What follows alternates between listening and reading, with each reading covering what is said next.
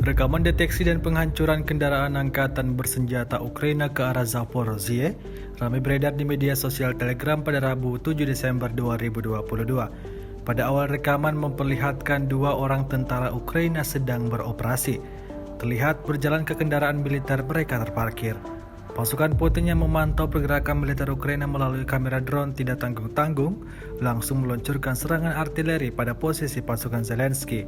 Akibatnya ledakan berkali-kali terjadi hingga porak-porandakan posisi pasukan Ukraina.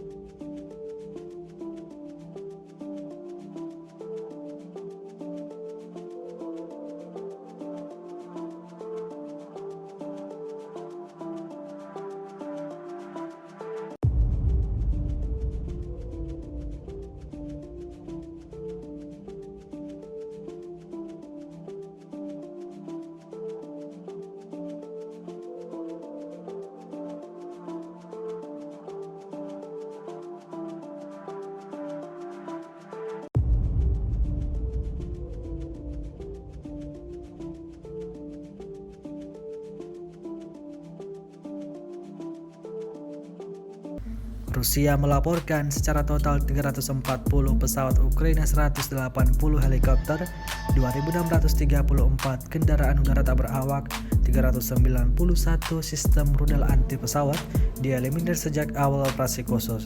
Sementara itu dari kubu Kiev, Kementerian Pertahanan Ukraina melaporkan 510 tentara Rusia dieliminir dalam sehari terakhir.